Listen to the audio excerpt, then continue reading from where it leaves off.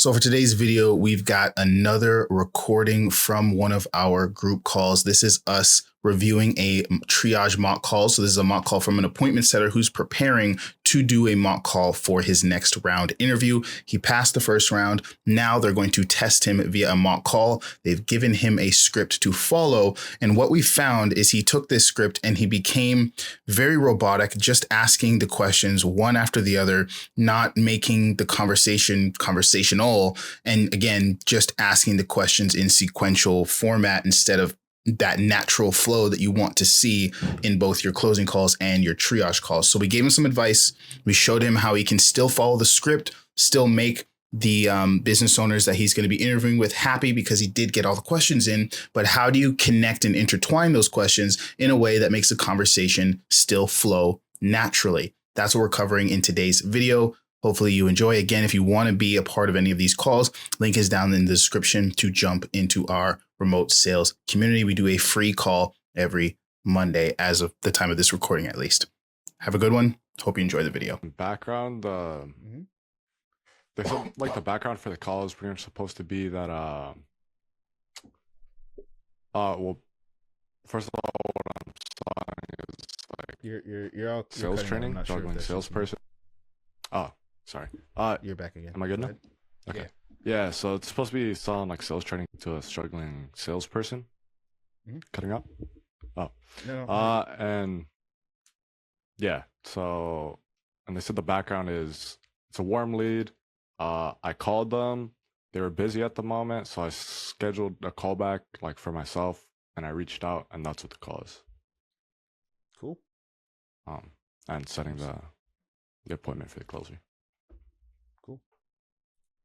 Oh, how about you? It starts at like 13 and a half minutes, I think. Because sweet. Role play partner went first. I reviewed tons of calls in this niche. I used to be a coach at another sales training program, so there was like hundreds of role plays on this niche. Yeah. You said 13 minutes? Yeah, like 13 and a half. I got like a decent physique, but like I want to fucking blow up, you know what I mean? Oh, I mean, like here in Brazil, it's like tag. That's a problem, but like. I mean, I think here that's pretty much what. And all right, but yeah, just a discovery, just ring. Hey, is this Matt? Yeah.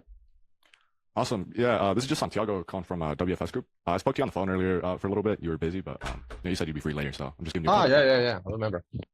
Awesome, man. Yeah, so pretty much the reason I was giving you a call in the first place was just because I saw that you were looking at one of our ads about getting better at sales and making more in commission. So I kind of just want to see if maybe we can help you out. Yeah, a couple minutes. Yeah, I do. All right, awesome. So I guess like pretty much to kick us off, like when you saw our ad, or like what is it that got you to even like watch through that ad in the first place? Like, was there anything that caught your attention? I mean, I guess like was the like how fast the guy on the ad got to 10K per month, and that really caught my attention. Okay. All right, and I guess like what was kind of behind you like actually wanting to hop in a call and maybe find a solution to that? I mean, because I've been like stagnant for the past like 4 months, with my commission, so I'd like to improve a bit better. Okay, for sure, man. I guess can you tell me a little bit more about your current position? What are you selling right now?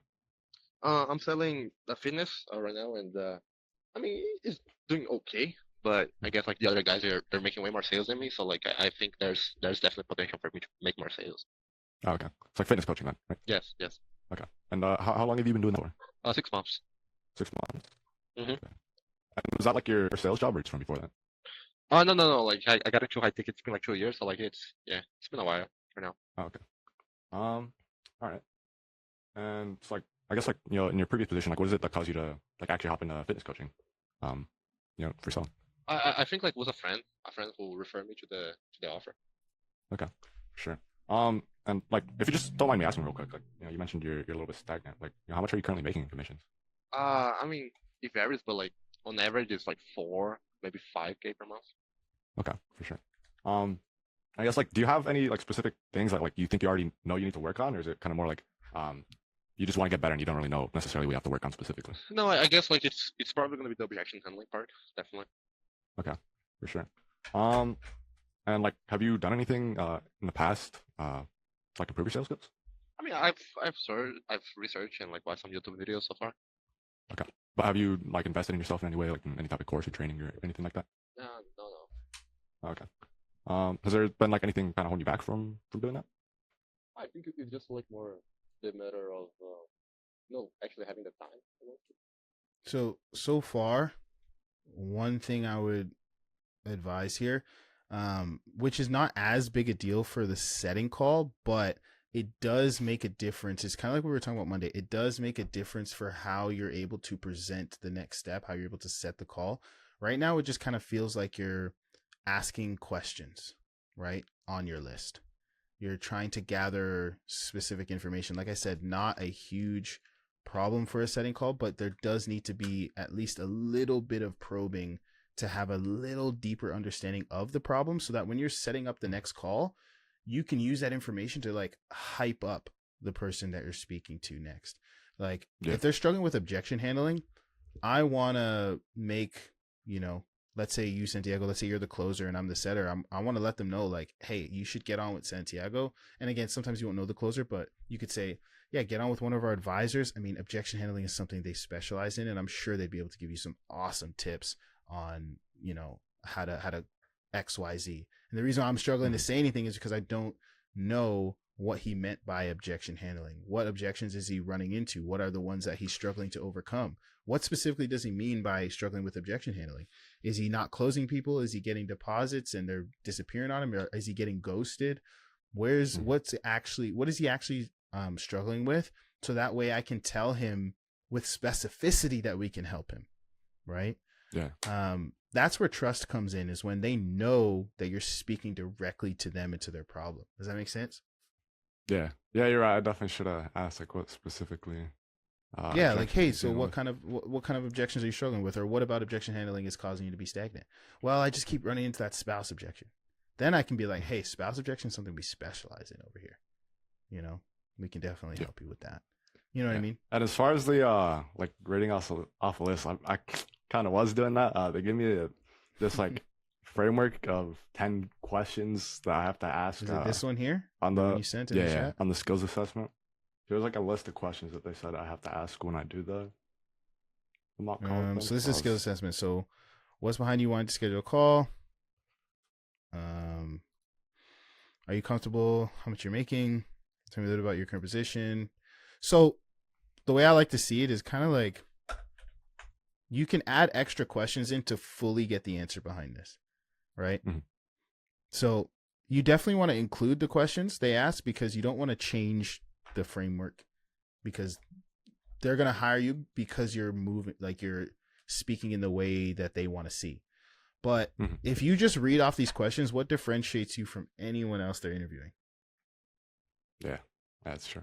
Other than like maybe your tonality and energy and these things, but it's like, again, where's the skill in asking this list of questions? If this was actually how it was done and it worked well like this, then they would be scaling to the moon, because it's easy to get someone to just read questions. But what's not easy is to get someone to actually have a conversation, learn how to probe a little bit. Again, you don't need to be a closer and go super deep, but you need a general understanding of like, when he says objection handling is holding him back from commissions and he's been stagnant for 4 months, we got to dig into that, Let me see what else they got here. Challenges, you need to improve. So again, ask it in their order, but as soon as this challenge question comes up, again, this is where he said objection handling. Instead of immediately going to have you invest in yourself, get the full answer to this first, right? Do you have specific challenges? The challenge is objection handling. Okay, let me ask 2 or 3 more questions so that I understand what he means by objection handling. Then I'll move on to, okay, cool. And have you ever invested in yourself in the past? And then this is where the conversation doesn't feel like you're just a guy asking a list of questions, because now this question becomes tailored. So instead of saying, have you ever invested in yourself in the past to improve your skill set as a sales professional? Like, that's like the most robot question ever. Now, if he said objection handling is his biggest struggle and he's struggling with spouse objections, I could say, hey, have you ever invested in yourself or got help in the past to improve your ability to handle those spouse objections? You see how it feels like a conversation now? Instead of like, I'm just asking the listed questions. It's the same question and you're not going to get penalized for asking it in that way. But I'm telling you, the answer you get from the prospect is going to be so different because it's tailored. right? It's tailored. It's a tailored question with it shows that you're listening. It shows that you're not there just asking your list of scripts, and it makes a world of a difference.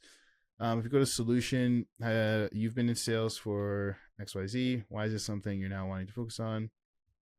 If you could find a program that could drastically improve your performance. You see how all of these general questions become tailored? Instead of like, if you could find a sales training program that could drastically improve your performance, what would that look like for you? Hey, so if you could actually find a program that could help you master objection handling, no longer struggle with the spouse objections, like what would you want that to look like for you? You know what I mean? You see the difference? Yeah. These questions are the same, but they become so different and they become so tailored and they flow and they're smooth. And these are all good questions. What does that support look like? With all you have going on, if this program is the right fit, do you feel confident you can make this a priority? Commit. Cool. Yeah, again, same thing. It's like, hey, if you were super confident that this program is a right fit, we had everything you needed when it came to objection handling, and you were confident we could help you just crush those objections and earn more commissions, again, however you want to say it. Do you actually have the time to commit, make this a priority? And when I say commit, I'm talking a couple hours a day, Yep. Then you transition, elevator pitch. Again, the pitch is going to be the pitch. That's usually, again, there's always tailoring in the pitch as well. But the one piece of advice I would want to give you is those extra one or two probing questions might not seem like they're a big deal, but they can change the whole way that you're asking questions on the call and change how that call feels for the prospect. Does that make sense? Yeah. Any questions on that? No. Yeah, I think definitely what I need to do, because I was like the second mock I did, I definitely need to look more at the script and like actually internalize it so I can have the questions more in there. Because I was having to like look at the script. Yeah, so memorize it before so that it's not before, but start to memorize it and then it'll get easier. One quick thing about memorization.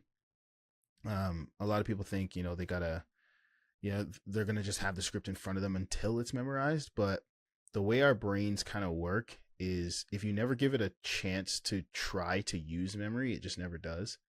Right? Your brain will never think it needs to memorize something that's always in front of it. So you kind of got to jump on a role play, like read it, try to memorize it, jump on a role play, and then actually let yourself bomb and forget what the next question is, because then it tells your brain, oh, this is something I need to memorize. We need to adapt. It's just like working out. Like you give it your muscles that stimulus and then it realizes it needs to make a change because it's failing. Right. Yep. Same thing with memorization. It's the reason why like people use flashcards and stuff, and they try to guess first, and then when they get it wrong, then they look at the flashcard. Right. It's like you've got to give your brain a moment to actually try to memorize. Just a quick tip in case, just for on studying and memorization. Hopefully that helps. Yeah. Sounds good. Cool. Any other questions? Anything else you want to cover, guys? One question, Kai. Mm-hmm. Like I was doing a role play with someone and they were struggling with like fluctuating. Their profits were fluctuating, like, and by fluctuation, it means like they were sometimes going above their average and sometimes they were falling below their average. In terms of what? Fluctuating what? The profits. Months to months. Their commissions and stuff. Okay. Yeah. Yeah, and their average was about $5,000, and sometimes it would go about $7,000, and sometimes it would fall below $3,000. Mm-hmm. So the pain was really hard to figure out, like, because fluctuation can also sometimes benefit them as well as make them. Well, what's wrong with fluctuation? You cannot predict the future and cannot take decisions. Yeah, that's a lot of pain. It's a big problem. My guess was that like fear of not knowing the unknown was the pain. That's what I figured from that. Possibly, but I mean, just think about yourself, and anyone here, you can think about yourself. If your income fluctuates heavily, I mean, at the end of the day, if it fluctuates between a specific range, then like if it's either always 5 or 7, then you just have to live below the means of 5, and you'll always be good. Mm-hmm. But always remember that there's usually a reason why they're on that call, right? Yeah. Which means they're really not happy. Like the amount of work it takes, and I'm sure, I mean, if any of you have bought like a high ticket program in the past, like the amount of work it takes to like see an ad, click it, maybe watch a video, put in your phone, email. By the way, your real phone number, because that's how the setter got in contact with you. It had to be your real number. You got, maybe you talked to a setter, maybe you booked a call right in, booked that call, made time, showed up to that call. Like there's got to be definitely a motivator there, you know, unless you're just really bored. But most people, they've got a pretty significant motivating reason why they're doing that, and you just got to find it and help expand it, you know. Fluctuating income is big. That's big pain, because it might make it hard to do anything. You know, it's hard to commit to stuff if you just don't know what you're going to make. The fear of the unknown, like you said, right? It's like, I don't know what I'm going to make next month. Therefore, I don't know if I can do this or take this risk or go here or go there. It's just, I don't know. There's no consistency. Were you going to say something, Santiago? Oh yeah, like what might be like a good probing question for that? Like you know, does that make you feel a bit uneasy or? So if someone just says it's fluctuating, you have to you have to ask why like a child, and literally play dumb. Like, what's wrong with the income fluctuating? What's going on? Okay. And then they'll just straight up tell you what's wrong with that. Like a lot of closers, where they go wrong is they hear the problem and they assume what's wrong with that, and then they move on. Mm-hmm. It's like, fluctuating income is bad. I get that. Therefore, I'm going to move on and like move into goals or move on in the call. It's like, no, I don't actually know what's wrong with the fluctuating income for him. Maybe the fluctuating income is the reason why he's like not proposing to his girlfriend to get married, because he's just so afraid of, you know, moving out with her or something. Maybe the fluctuating income is, you know, is not allowing her to do something in her life. Maybe the fluctuating income, you know, he's been trying to move out, trying to get a car, trying to do this, trying to take care of the family, trying to put their kids in daycare. You know, there's so many specific reasons as to why fluctuating income could be a problem, that you're just missing out on that context if you just say, okay, fluctuating income is bad, therefore I understand your problem. No, you don't. You know, because there's a million things. And Ty, what if in a single sentence they mention not just one problem, but many problems? Like, for instance, like, my profits are really fluctuating. I've worked with this agency in the past that did not produce any results, and this and that. Yeah. What you should be focusing really on in that moment. So depending on, and this is where you use a little bit of your intuition. You might want to ask about all of them, but you don't want to spend a long time on all of them. So what you really want to spend time is, what's the number one biggest one that's causing them to want to make a change, right? And sometimes you'll know what it is by hearing, but usually what you just do is ask.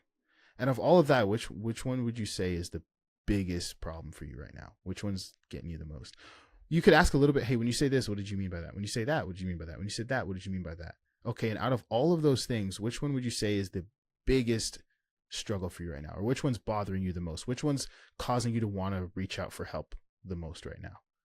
And they'll say, honestly, man, it's this one. Like, there's usually one big thing, you know? I mean, it could be a lot of things, but, you know, it's, I don't know. How many of us have problems in our lives that are like all equal problems? Like, it's pretty rare. Like, I don't know if I've ever had, I'm trying to think, I don't know if I've ever, like, at any point in my life been like, I've got 3 problems and they're all have equal weight on me. I don't know. Like, that's just really not a thing, you know?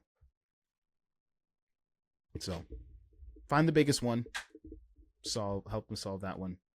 And it's great because if your offer solves all of them, you can tailor your pitch to really emphasize one, but then say, hey, by the way, we also solve this one and that one.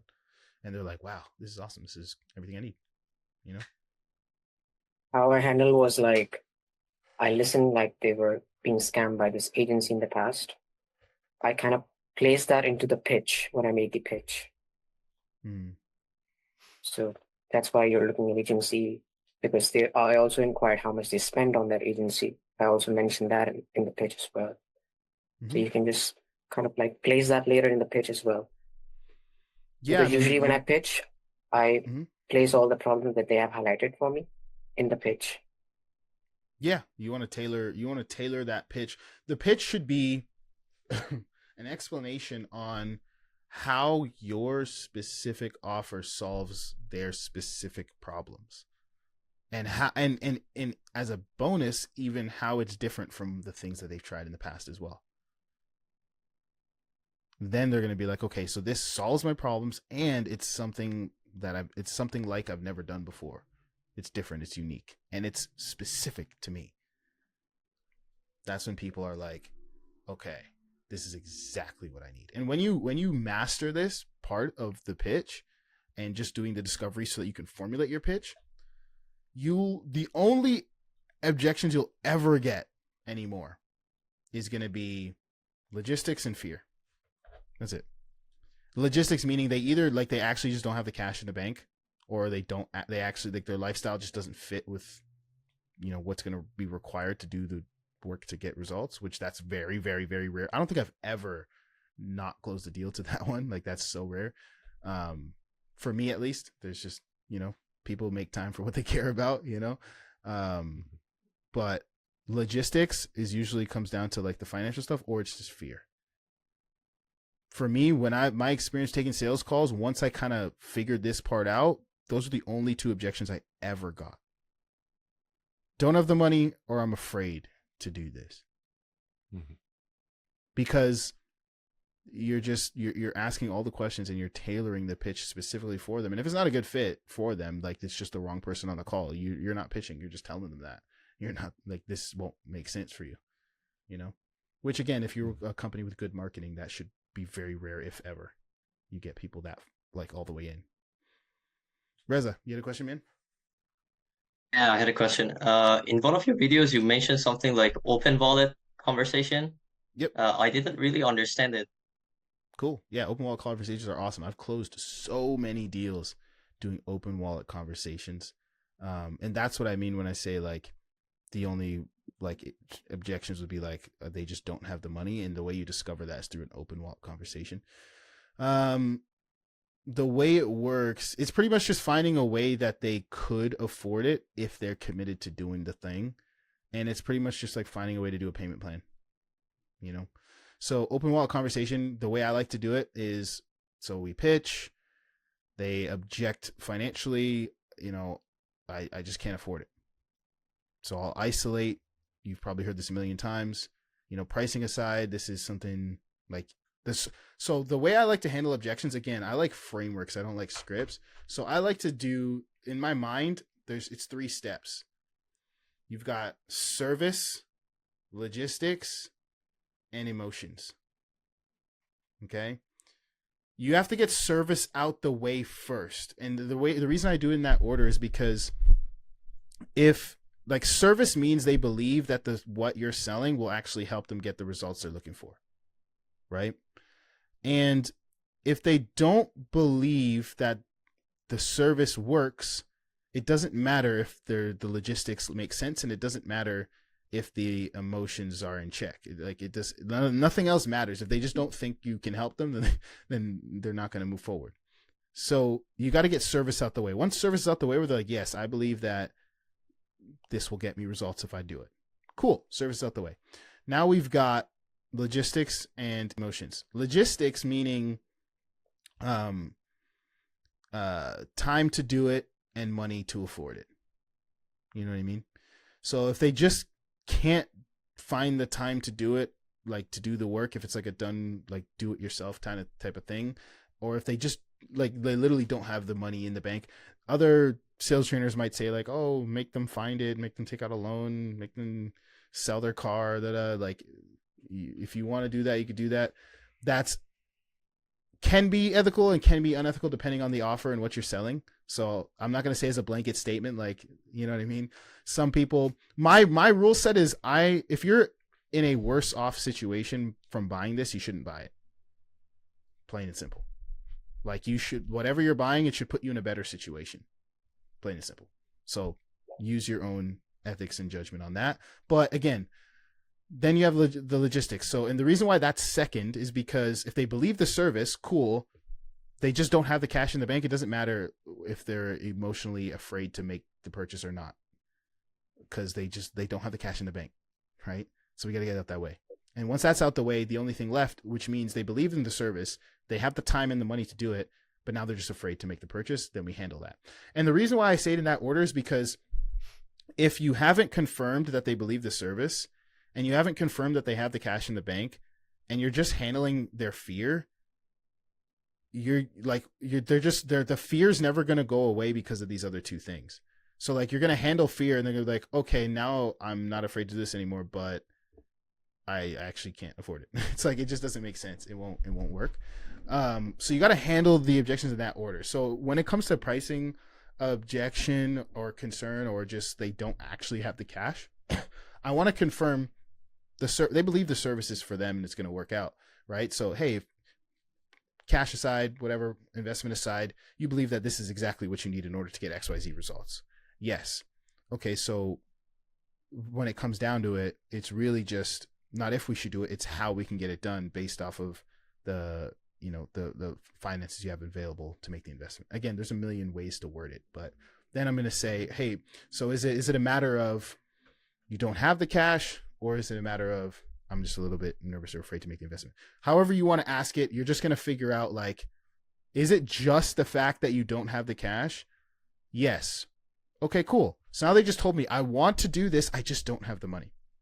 So I'm going to say, hey, so in that case, like, I like to say, like, my selling style is very, like, in that case, right? And I'll explain more about that in a second. But then at this point, I'm like, well, okay, in that case, again, I'm letting people buy. I'm not getting them to buy. I'm getting out their way so that they can buy. And I'll say, okay, well, in that case, if you're up for it, what we could do is have an open, honest conversation about the finances to see if we can come up with something that will help you move forward either now or in the future. And they'll say, okay, yeah, let's do it. And then open wallet conversation is exactly what it sounds. I'm just going to say, okay, cash on hand. What do you actually have in the bank? What's in the checkings? What's in the savings? What credit cards, investments? I like to make a joke about it, and I'll be like, any rich uncles that believe in you, you know, 'cause some people, they get nervous talking about their finances. So that usually lightens the mood. They'll usually chuckle at that point. And then I'll say, what's your expenses monthly? And what's your monthly income? If I don't already know this, based on, like, if it's a money making offer, they probably already said their income. But I'll say, what's your expenses? What's your income? And then based on all of the information, I will actually, and again, this depends on the offer. Like, if the business has strict payment plans, or they let you make custom payment plans within a certain threshold, it's going to determine what you do. But realistically, I'm just going to give them one payment plan that I know for a fact works for them. The problem with payment plans where people run into issues is when they find out people can't afford it, then they just go, oh, what if we split it in half? Oh, no, that doesn't work. Okay, what if we split it in 3? Oh, what if we split it in 4? And then it just becomes this throwing darts at a dartboard in the dark to see if one sticks. If I'm giving a payment plan, because, like, too many numbers confuse people, and then you have the prospect being like, well, how low can he go? Like, what? He can just make the price whatever he wants. Like, and there's just so much confusion. Then trust goes away, and then it's a big mess. So if I'm doing a payment plan, I want to give you one payment plan that I know with almost 100% certainty you can afford. So that's what the open wallet conversation is about. It's about getting all of the finances. And I don't just stop at the finances. I also get the expenses and the income, because, again, payment plans are a monthly thing. And I don't want to give them a payment plan that they're just going to be like, they just can't afford. Like, I'm like, again, you're not giving them a payment plan that makes them homeless. Like, people got to be able to pay their rent and all these things. And the only time I won't sell them is if, based on their finances, we can't come to a payment plan that the business is willing to accept. Like, we can't do a 10K offer for $50 a month for the next, like, I don't know, 2-3 years or something. Like, you know what I mean?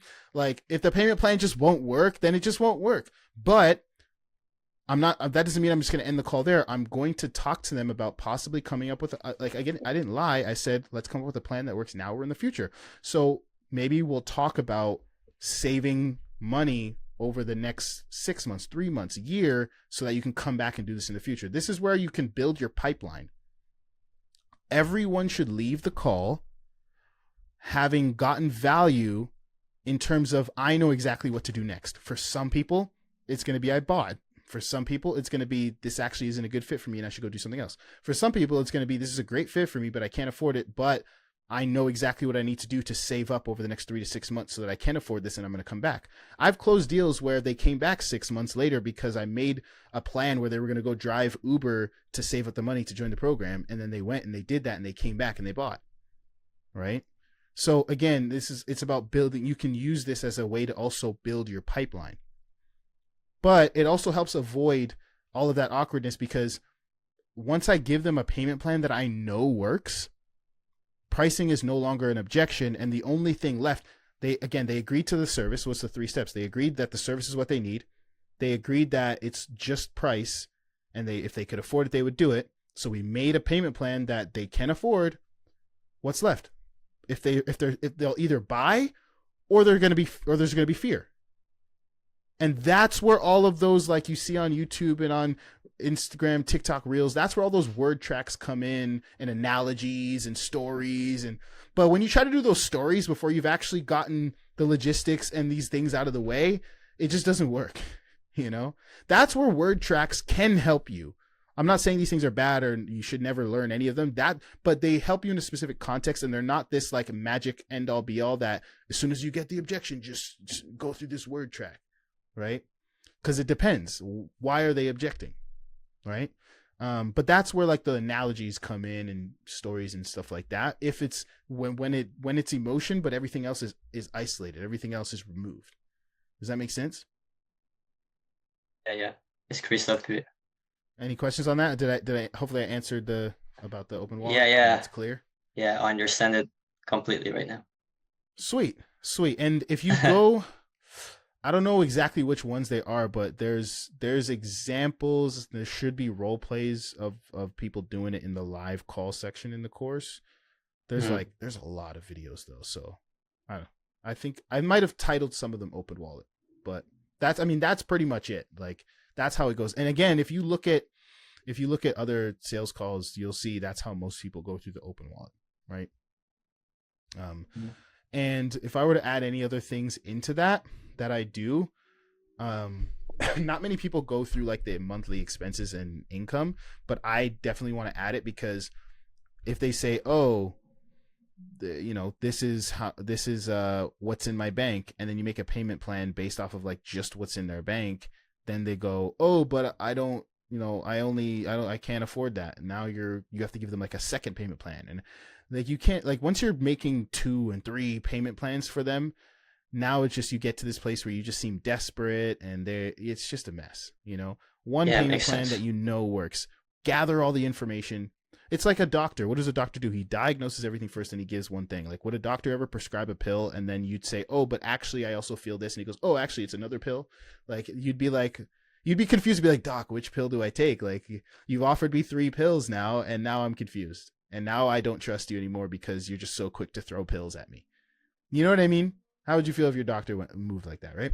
And then it's all every time. And one thing in objection handling that you want to keep in mind is the bigger deal you make something, the bigger deal your prospects will make it. So if you ask for the Open Wallet very awkwardly and like, do you mind if they're going to be like, no, right? They're going to feel weird about it. I've never been told no asking for the Open Wallet because of the way I go about it. Like, because it's kind of like the obvious, I want the whole sales call to feel like the obvious next step. So if I were to paint the whole picture of the call, right? So we get on a call. How you doing? Whatever. So what's your biggest struggle when it comes to X? They tell me the problem. I probe into it. I ask them about the problem. They tell me more about it. I ask them how long it's been going on for. I ask them how it's been affecting them. And then I say, okay, well, if this is the problem, I mean, what do you actually want to see happen? Again, logical next step, transitioning into goals. They tell me about their goals. I want this. I want that. I want this. I want that. This is my timelines. All these things about the goals. And then I say, okay, this is what you want. What have you tried to solve the problem and get there? Now we're going to solutions. Now, some calls you don't have to do it in this order. Some calls you can do solutions before goals, goals before problems. You don't have to do it in this order. But again, I'll transition to solutions. So, I mean, that's the goal. These are the problems. What else have you tried to solve it? Is there anything else you haven't told me about? Well, I've tried this. Well, I've tried that. Well, I've tried this. Well, I've tried that. How did that go? It went like this. Why do you think these things didn't work? Blah, blah, blah. Solutions. Cool. Then I'll say, then I'll kind of go into like a why now? Like after trying all these things, like why is now the time? What, and then they'll tell me that. And then I'll say, do you feel like you're, and my why now question is a little bit different. I'll say, do you feel like you're in a place where you're ready to get help and solve this problem for good? Right? So I won't be like, why now? But I'll say like, okay, after trying all these things, do you feel like you're in a place? Because like, again, the person just told you all these things that tried and all these things that failed.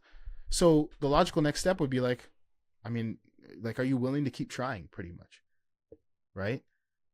Are you in a place where you feel like you're ready to get help? Because again, why am I going to pitch if they're not ready to get help? Right? These questions slowly open them up to the pitch. Right? So I'm like, are you in a place where you're ready to get help? They're like, yes. Then I'll say, why now? Then, because of these reasons, And then I'll say, well, what kind of support do you feel like you need in order to get the results? Why do I ask that question? Super important question. I ask that question because it's going to help me tailor the pitch and use their language. So if I say, hey, what kind of support do you feel like you need?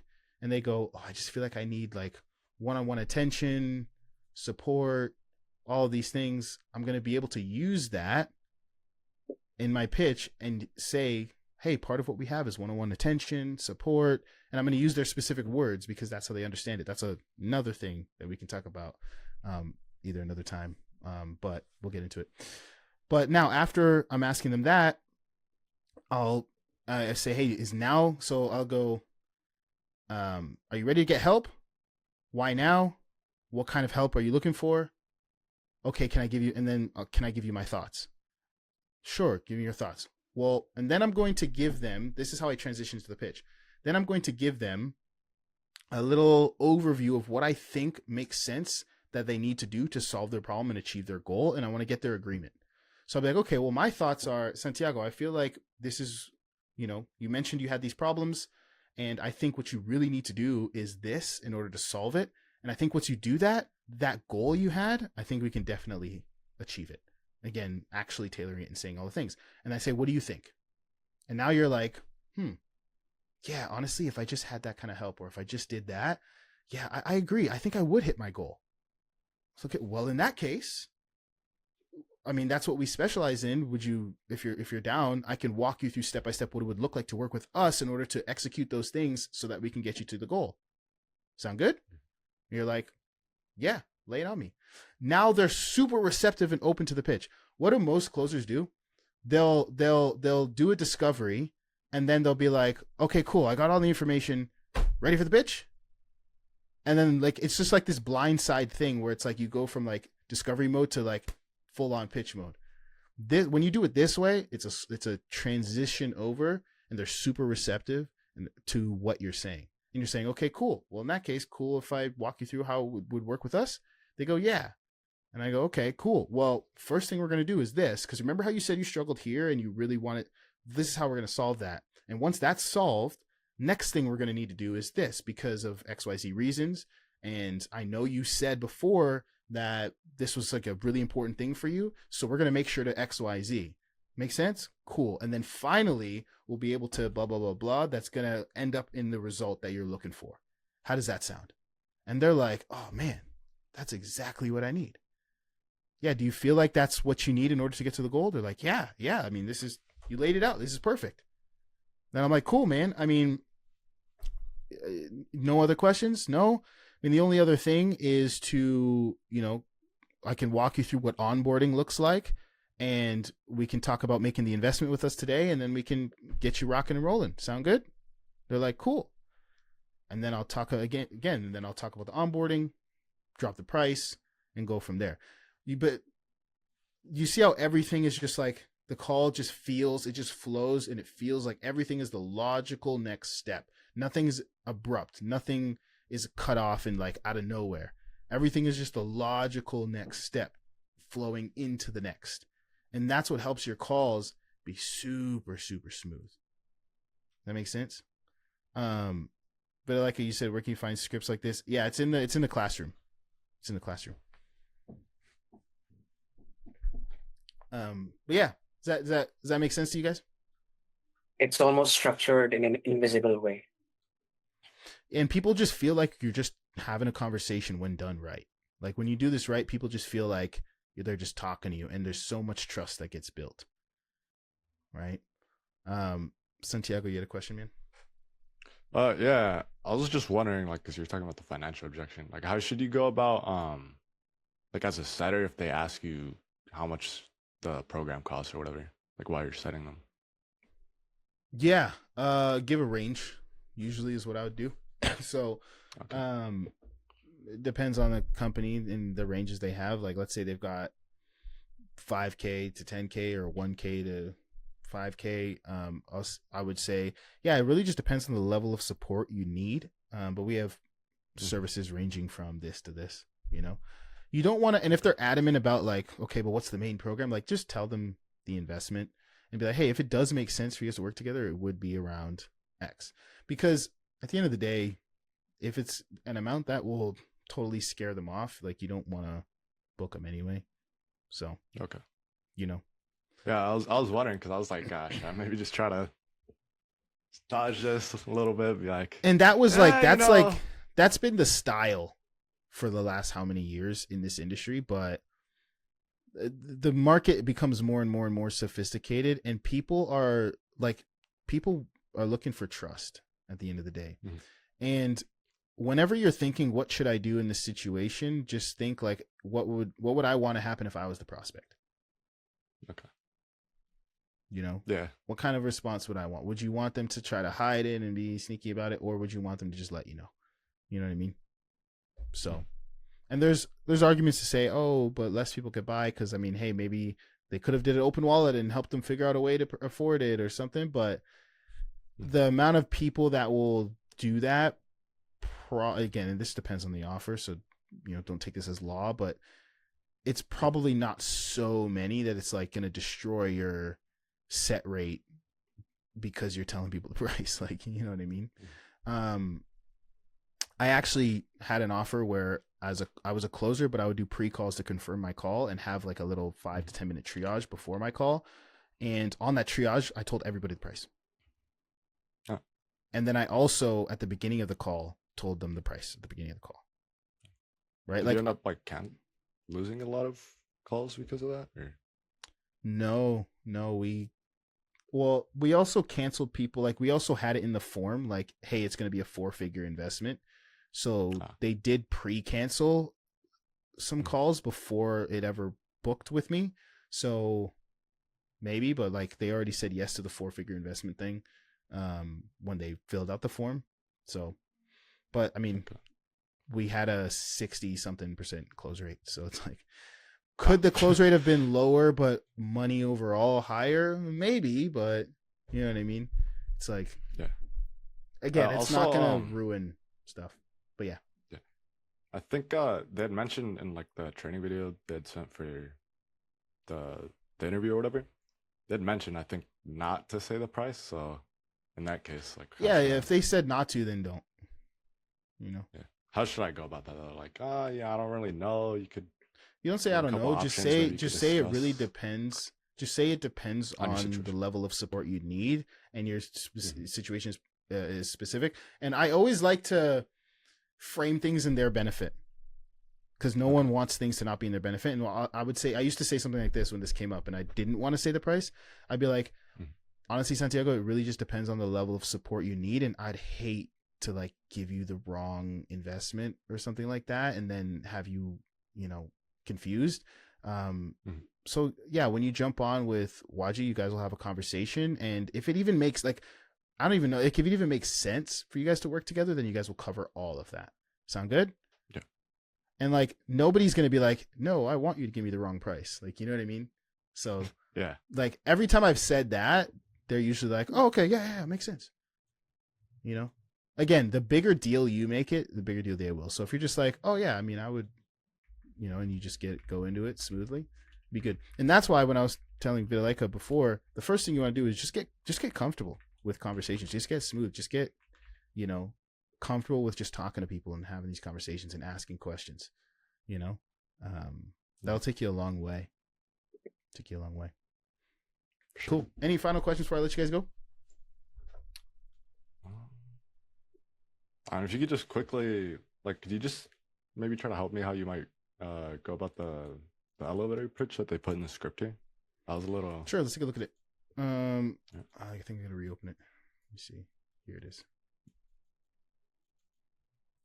Share. Let's look at. You guys can see this, right? Yep. Yes. Elevator. Oh, skills. Wait. Oh, It was like near the bottom. Yep. There's Accelerators, a comprehensive sales training program that teaches our proprietary selling. So you want to be careful of like these words. Like nobody talks like that. Like that's why I was looking at it. I was like, called the 10 steps. Have you asked to actually listen? Well, you're not on the team yet, but I would ask to listen to actual calls. I guarantee you, like nobody says this. Called the 10 they steps told us not to ask any wires. questions. They said when you hop on the call, you just got to do it how you think. If there's something you don't know, just how you think you might. Wires from strangers. See, like that's just a weird way to put it.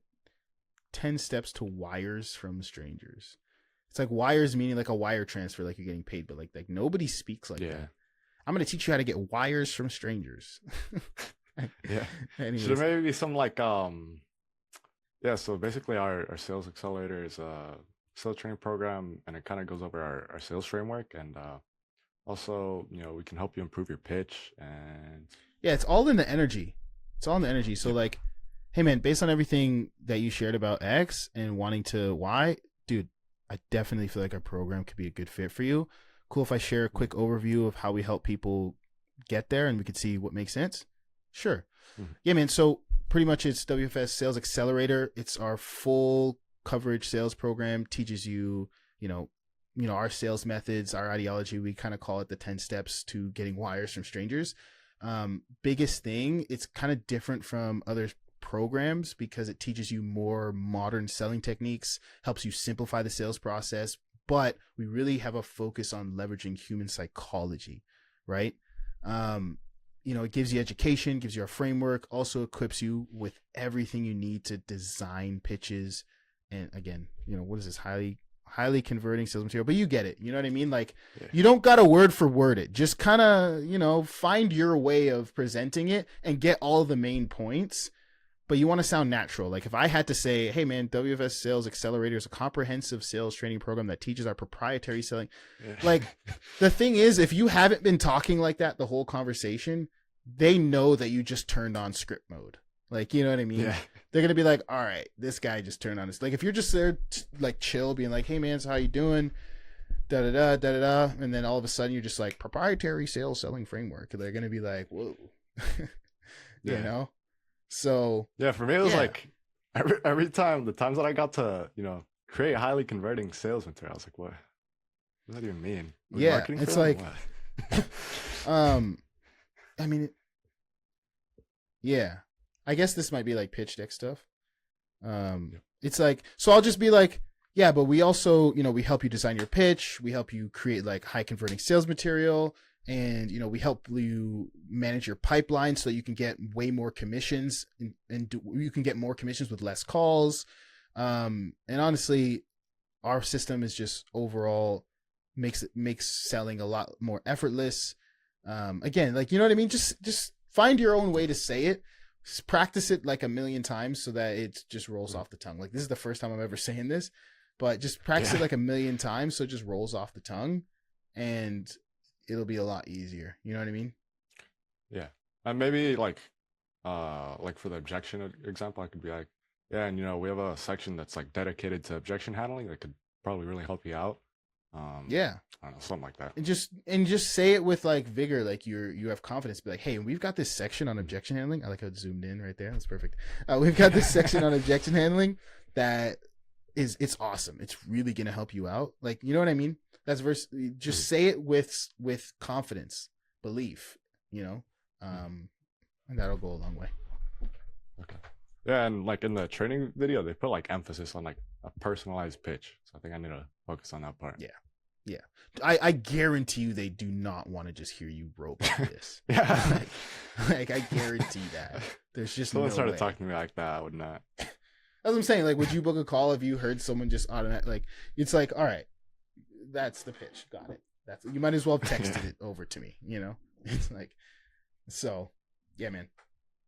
Natural, smooth, and you'll do good. You'll do good. Awesome. Cool. Well, hopefully this was helpful for all of you. I will be dropping this recording in the school community soon in the course for live calls. And I think we covered some good stuff, so I might clip some of the stuff out for YouTube or something like that. But you guys have a great rest of your day. I'll see some of you Monday, see some of you Wednesday. Have a great week. Yeah, see you. You too, man. Later.